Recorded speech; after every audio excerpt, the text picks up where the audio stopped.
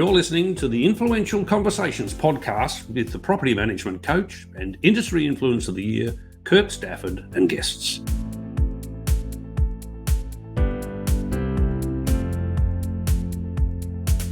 Well, hello and welcome again to another episode of Influential Conversations. My name's Kirk Stafford, and with me today is someone I've been waiting to get onto this show, and it's with my greatest pleasures to introduce you to Jodie Stainton. Now, Jodie is currently the director of Harcourts Solutions in Brisbane. They are, unbelievably, she's just told me, the internationally number one property management company within the franchise group. Previously, she was national franchise director for another of the franchise groups that has now become a national group. Jodie, thank you and welcome. Thanks for having me, Kirk. I'm very excited to be here. I've been listening to your podcast and very excited that that you've reached out. It's wonderful. You were always going to be on the list. It's just a matter of finding the slot to fit for both of us, really. Yeah. But no, look, it's a delight for me to have you on, Jodie. Now, who are you? Oh, I've told people about Jodie Stainton, national director or director of one of the biggest international company or group in the franchise organisation.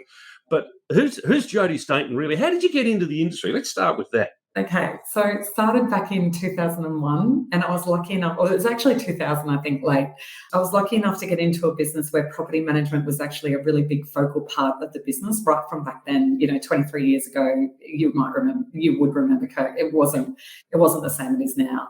But I was lucky to have a principal-based property manager back then. So I got really, really good training. And I worked out really quickly that property management was the thing that I wanted to do.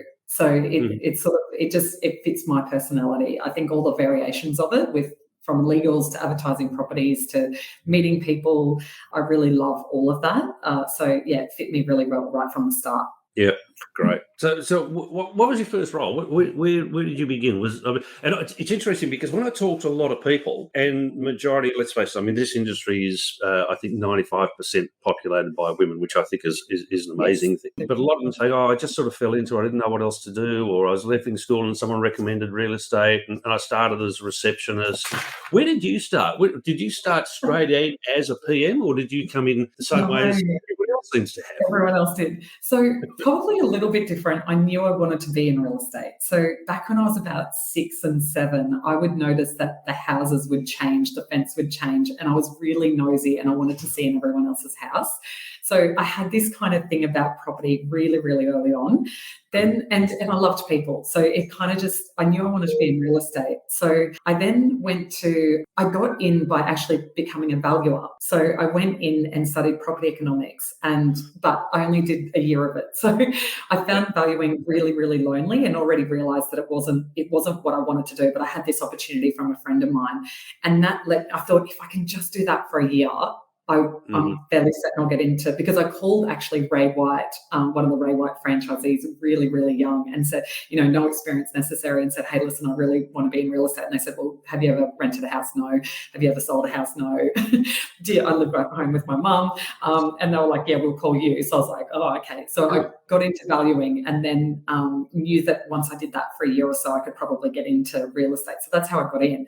And I went in as an associate, and like I said, what actually happened is that unfortunately all of the team left. They kind of had a mass exodus in one day. And so as a sales associate, they were sort of like, oh, we need bums on seats. So the principal came to me and said, I think you'll have, she said, longevity in this business, but I really think property management is for you. And I didn't know about the mass exodus, but I just thought this is a wonderful thing. And property management sounded really glamorous. And so I went, oh, how wonderful. But it turns out she derailed my sales career by getting me into, because, they really needed someone in the seat. But I took it up, I just loved it from the start. And I knew I was lucky enough I won a ticket actually to go to a conference, and it was a Michael Sheargold session. And from that moment, I realized that property management could be a career, and that, this is something that I could actually really make my life. And so I kind of made that decision really early, which was sort of lucky. Yeah, great. So a promising sales career cut short so you can actually find your true calling. I think so. And it's funny because I often think about sales and go, oh, geez, I love that. And, I think that's why I love the BDM side of property management, because I get in that sales area. Mm-hmm. So I think that's a natural part of my personality, but I just love all the stuff that goes along with management.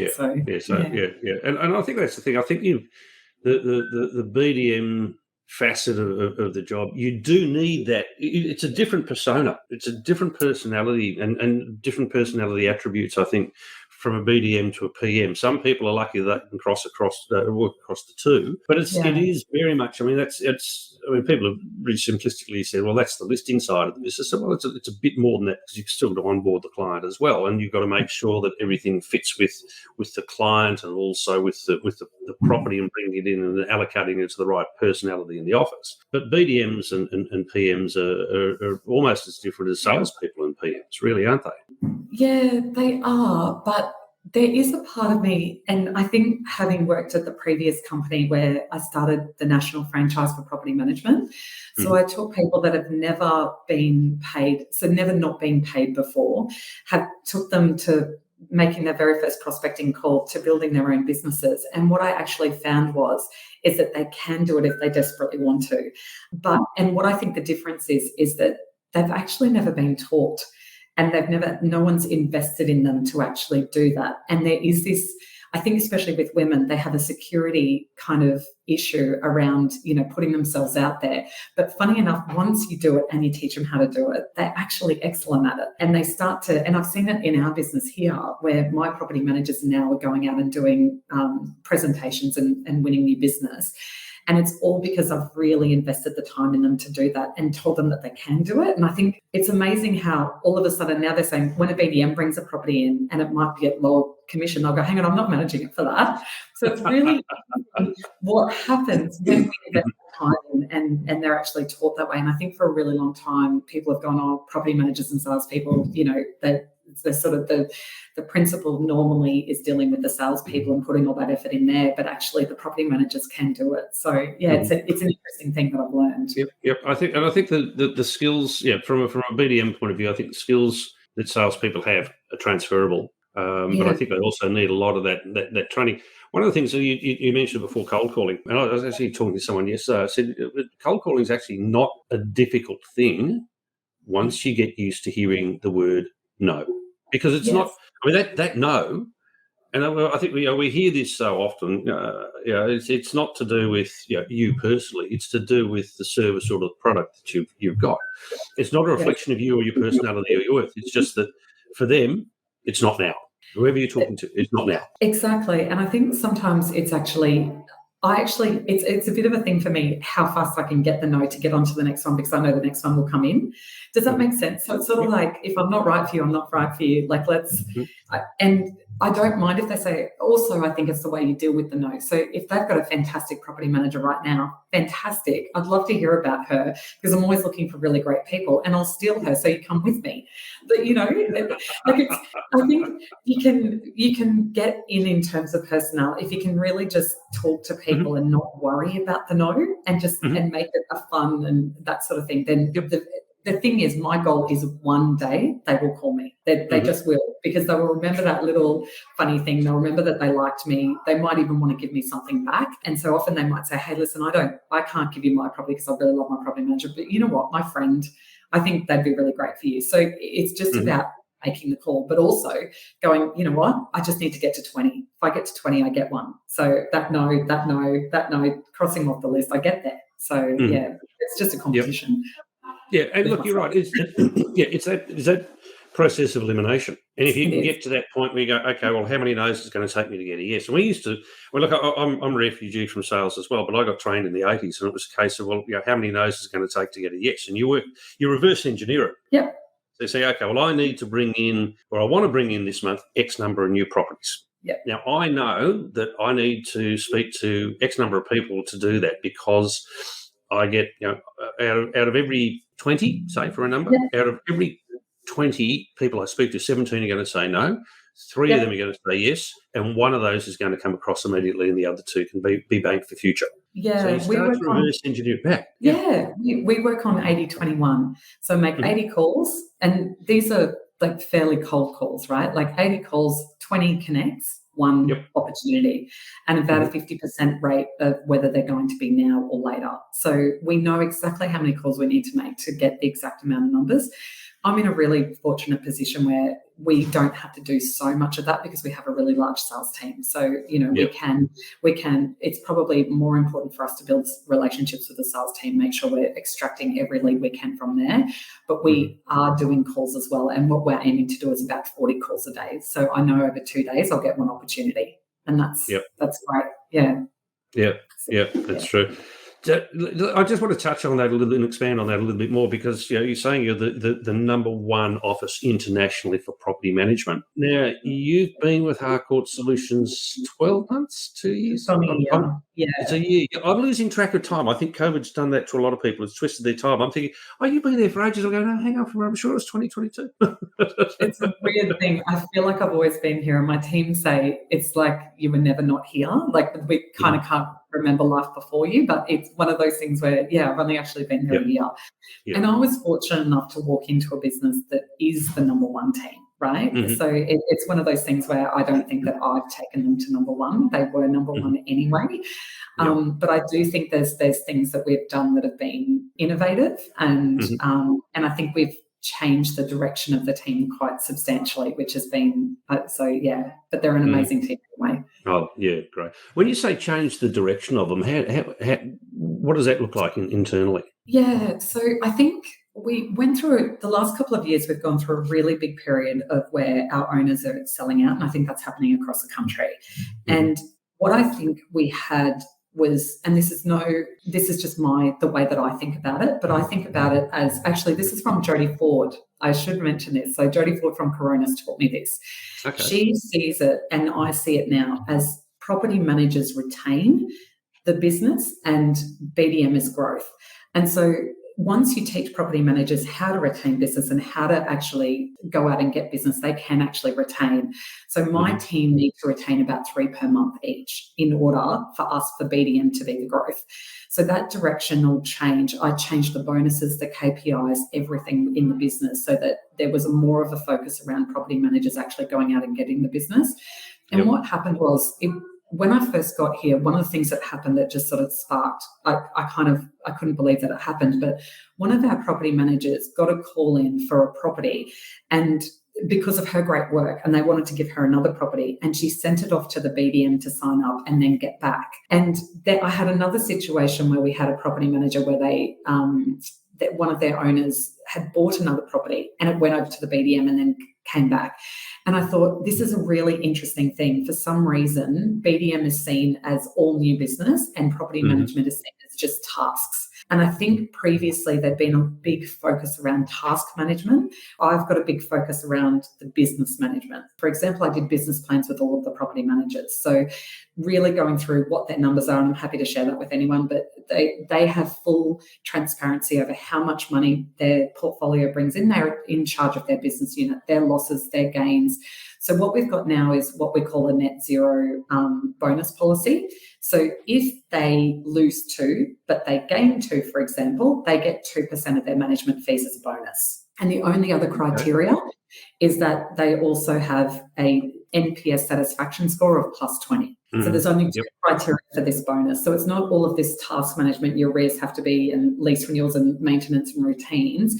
I've reorientated everything to be, you actually need to maintain your business unit and you need to understand all of your numbers and you have to have client satisfaction.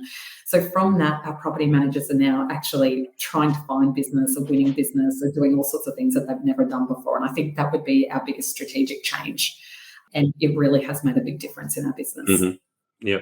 Well, it would, because you're getting them interested, and it goes back to the old thing of, and I was taught this years ago as well. What gets rewarded gets done. And it's really simple. When you put incentives in front of people, say if you do these things, and they're really simple, you will get, as you said, 2% of the management fee. And that's across the portfolio. I'm taking it rather than just the properties. For that month, you'll get 2% of the fee. I think that's perfectly acceptable. You're not really, if anything, if you go on the other way and you lost those 2 properties, well, you've just blown up that 2% or more anyway. Yeah, and probably the other thing I think what we've done really well is bring the sales and property management team together. So we'd had a loss of something like 238 properties to sales in the previous year, and we only sold 98 of them. So we're at somewhere around sort of 35%. And for being such a strong office with a strong property management team and strong sales team, that disconnect was probably more obvious through that. And so the other thing that we did was really bring that together. And so I started having our property managers do what's called a client needs analysis call and really go through and have a decent investing conversation with them. So things like, what's the yield on the property? Are you looking to purchase another property? Are you looking to sell? Do we need to do any capital works? All of those sorts of, have you had a tax appreciation schedule? Do you need a financial update? So those things, we did that as part of the lease renewal calls. And what it did was it identified if there was another property that they were either looking to buy or sell.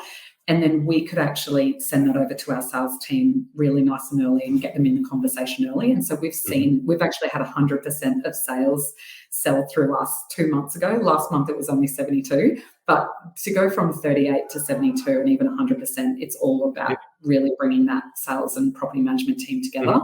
And I signed all of our properties to salespeople as well and let them have at our database, which again, is not usual that people do that. But when you've got sellers selling, I want to be the person that sells it. Well, you do. Number one, there's obviously the sales fee, which is due to the office. But number two, there's then the chance of retaining that business if it gets sold to another investor. Exactly. So there's a double edge to that. And there's no look, and I mean, look, I believe that property management's a business unit in itself. It is. And I don't believe that you actually need a sales arm to run a very successful property management business. But where you've got an estate agency as such, which does both sales and property management, it needs to be one business, two business units, but operating as one business overall.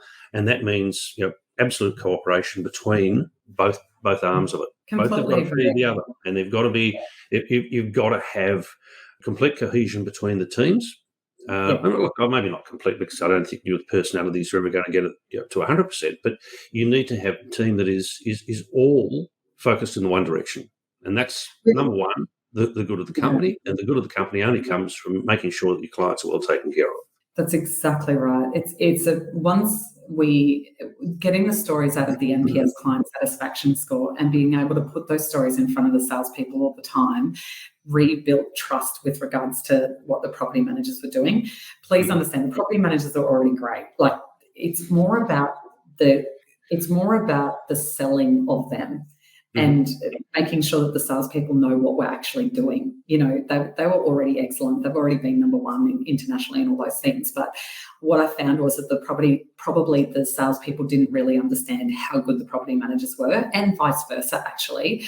You go to the awards for Harcourts or for the big, and it's usually about sales. It's not.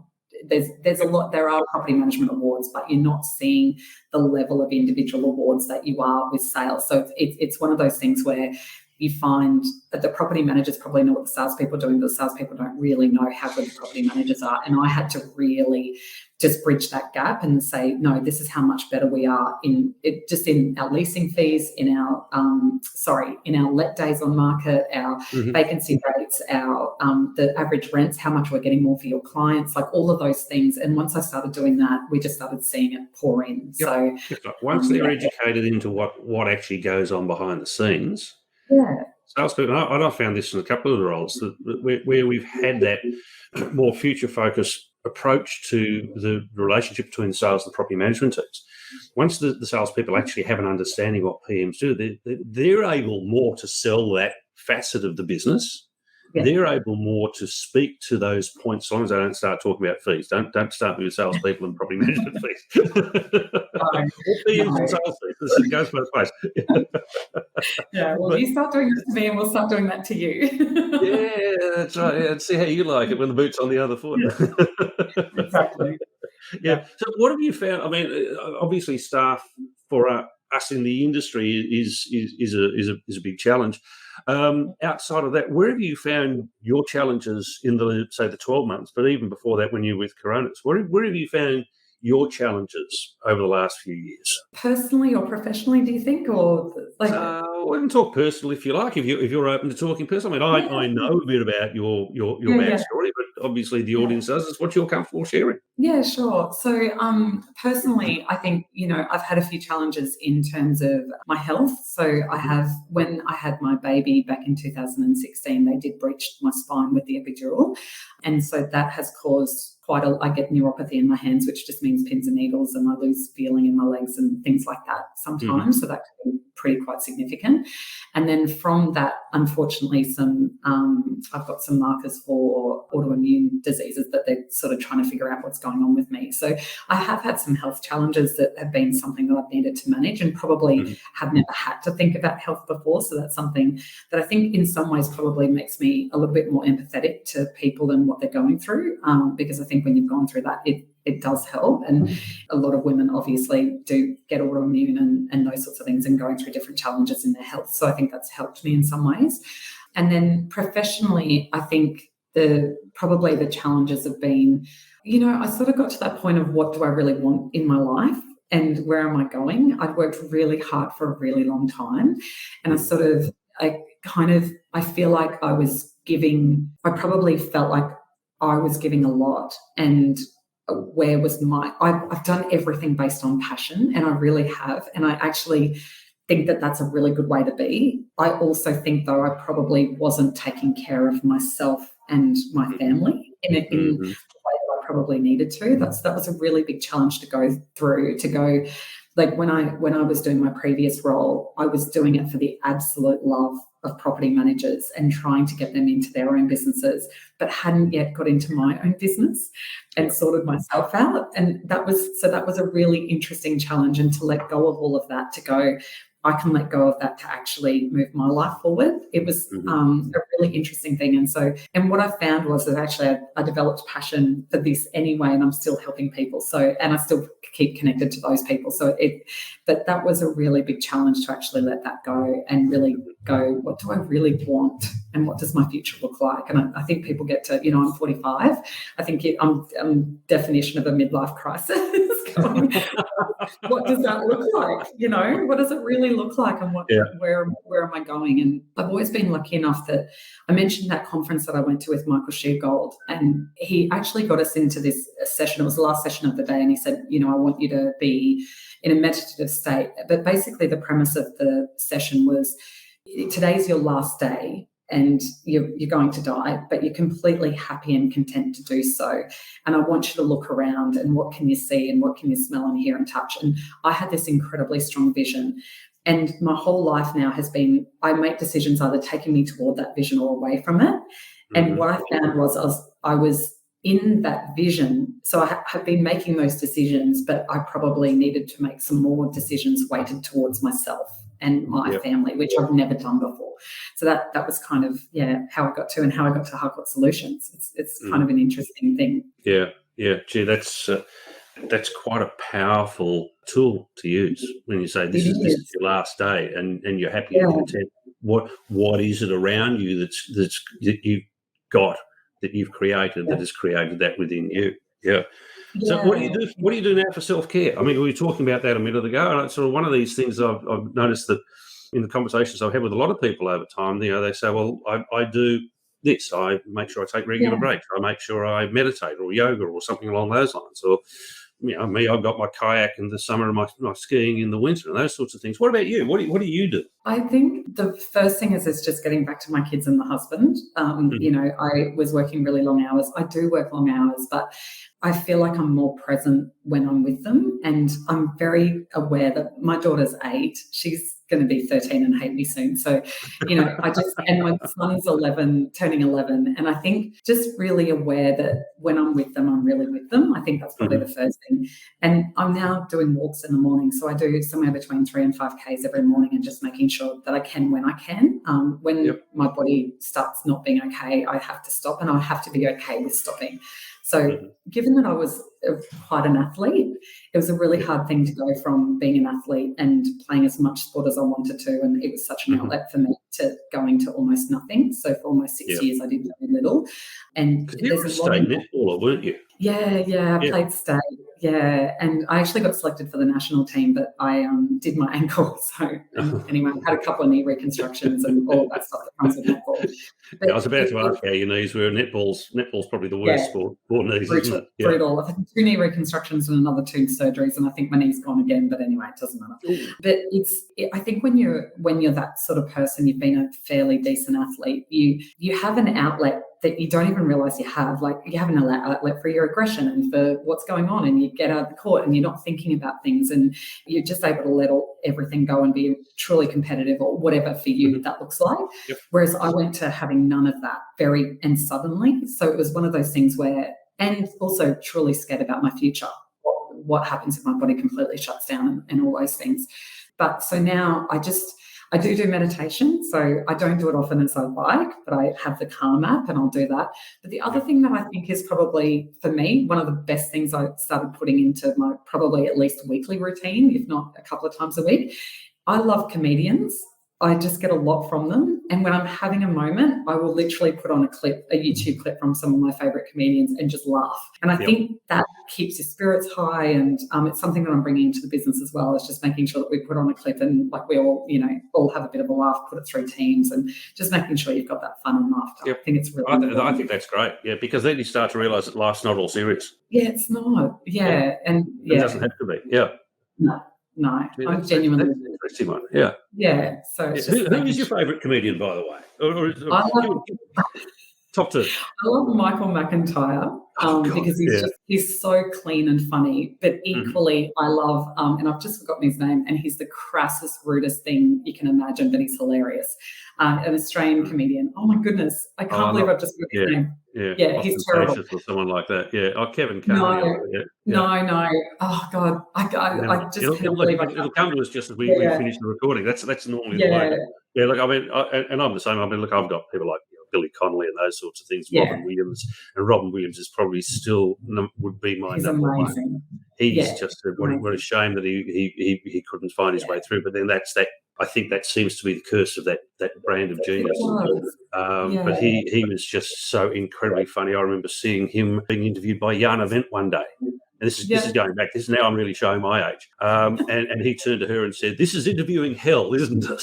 Because he completely derailed everything.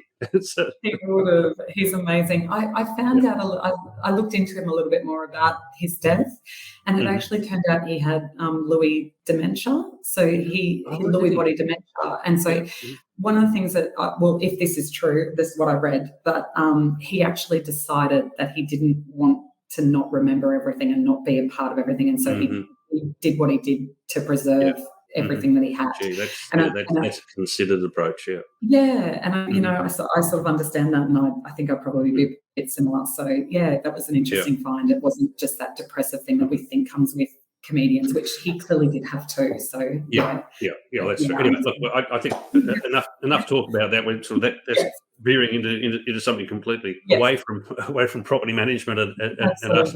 So you say you went through 6 years of doing absolutely nothing. Yeah. What was your mental state like? How did you? Thank you. Lights out.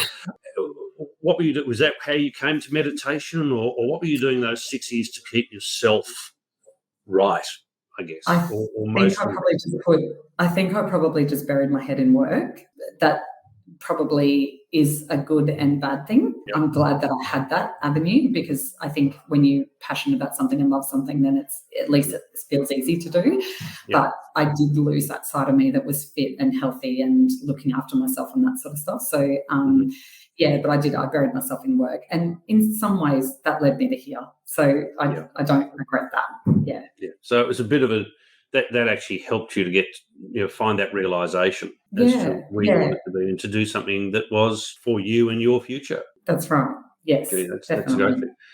Yeah, that's fantastic. And what does the future hold? What does 2024, 5, 6, 30 look like for Jodie Stainton? So I want to double this rent roll. So we're at 2,000 properties, and I want to double it. I want to get a bit over that, actually. I think somewhere around the 5,000 is where I want to get to. So I do have a vision for the team that we have, that growing them and getting them to where they want to go. And that's probably why I have to get to 5,000, to be honest. So with growth, it's the only thing you can do with growth is help your people. So that's where I really want to go. I just want to remain innovative and trying things and doing different things. And I think that's the key to my personality is what can we, and I think having a larger rent roll allows me to do that. I can go, hey, how about we try this? Or how about we do this? Or I've always really wanted to do this. It allows me to kind of play in that field, which I really like, that space. So that's what it looks like for me. We have a really strong growth plan. We've had 3 salespeople join us just in the last 3 months. So that's, we're doing some pretty good things. We've got a beautiful office. I feel like my partnership is really strong. The 2 men that I work with are just amazing. So the 3 of us get along and, we've got some pretty big plans. But to be honest, what we really want most is just that our people love coming to work. They love being here, which they do. I actually said to people, you don't have to come in, work from home. I worked from home for 8 years. So, you can do whatever you want and they come in every day. So that to me seems like we've got a good culture around people want to be here and that's what we want, really. Yeah, and that's right. And look, that's all you can do, really. And I think as leaders, I mean, the culture does start with us and you've got to look at it and say, well, realistically, we've got to create that environment. Our team have got to know that they're appreciated, they're nurtured, they're valued probably more than the actual business unit itself is. Exactly. Because without them, everything else stops. But they have their own wants and their own needs. Exactly. So you've got to meet those. And if they're all deciding, no, we don't want to work from home, that's a marker of an incredibly good, strong, tight culture. What have you done to create that? Are there any key innovations or key hints you could give someone who's struggling a little bit with creating that culture? What would you suggest they try? So I know this is going to sound really crazy, but we have, just as a really silly thing, but we have our meetings on Fridays instead of Wednesdays when everyone else does. I know that sounds really strange, but Fridays, everyone's in a really happy mood.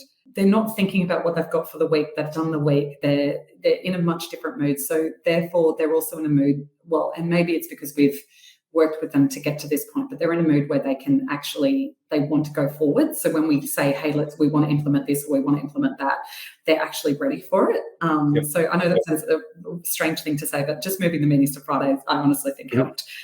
We do fun things. So last Friday or the Friday before, we had karaoke after our Friday meeting. So we moved the meeting till later and, we did a 3:00 session and then we all stayed on and did karaoke. So we try and have fun all the time. We make sure we've got snacks in our kitchen. I know it sounds ridiculous, but we've got a whole heap of different snacks and things that people can just munch on all day just to make sure that, because I tend to find they're not eating, they're running from appointment to appointment. I just want to make sure that they've got something in their bellies. We do, I think I do think with the bonus structure, their wages, I wouldn't say that we're at the top of the wages. We're fairly well middle ground, but with the bonuses and things that they've got in place, it really does put them up there. And I do think, offering cars is something that's really helpful as well. So we do have cars for people, and I do think that helps.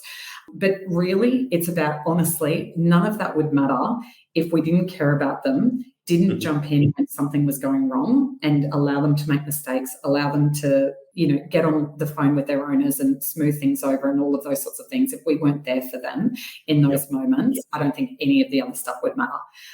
It's about just, you're in a situation, let me help you through it and take the pain away. I think that's really important. Yep. And you're absolutely right. The hallmark of every high-performing team I know of, and certainly the teams that I've run, the hallmark has always been, I'm here to have you back. Really, absolutely. As I said, as leaders, culture starts with us. Culture comes from your team knowing that they are absolutely supported.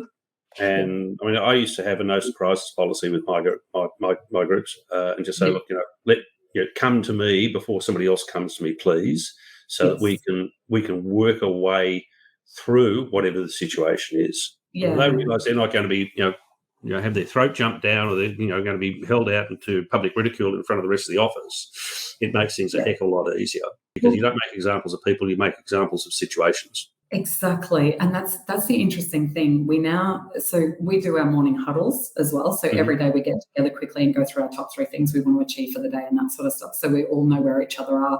We are lucky we work from the one office. I think that's actually been a really great thing. I've seen it where you've got a big team working from different offices. being all in the one office, I think, really works for us. So they can all help each other too and learn from each other. But the other thing that I've found, and I do think this comes from not admonishing people and actually understanding that mistakes happen and who cares, let's just learn from it, is we now go through case studies. We've got a continual improvement part of our Friday meeting, and we go through case studies as to what's happened, and no one takes it as an affront on them. So they will bring a case study and go, hey, I've got a great case study for us. We learned this, this, and this. And I go, amazing, let's present it to the team. Like that is a vastly different thing from, don't tell anyone that I made this mistake, or, I don't want anyone to know. So we celebrate that, which I think is a really big thing to what we do. Because somebody else has probably done something similar or is in the middle of it and you don't know about it until it's too late. We've all done it. We've all made horrendous mistakes. But I even have a mistake budget. I even have a mistake budget on the business plan, so they know that they can make mistakes. We measure it, but we know we can make mistakes. So, and I think that's, so we do $15 per property as a mistake fund, and they're allowed, if they don't think that they can negotiate it out or whatever, they're allowed to use their mistake fund to cover it, for the business to cover it. And I think, again, it's just a different thing. So, True enough. Yeah, that's a really good one, that you do budget for mistakes. So they are part of your plan, because we're human.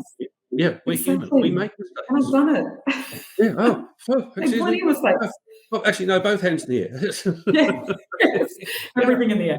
I've probably made every mistake known. But, and the thing is, I've always taken ownership of them, or I hope I've always taken ownership of them. Yeah, exactly. You look back and you go, I probably could have handled that a bit differently. But that's, again, human nature. You only learn by your mistakes and by watching other people make mistakes sometimes too. Anyway, I think that's a really good place for us to leave it, Jodie. I am so incredibly grateful for you for giving us nearly 45 minutes of your time. I'm sure that there are some really, really good hints and takeaways in this for our audience. And again, I'd say thank you. And I look forward to seeing you hit that 5,000 mark in the next few years. We will. I promise we'll get there. Yeah, for sure. All right. Jodie Stainton, Harcourts Solutions in Brisbane, the number one international office for the Harcourts Group for property management. Again, thank you so very much.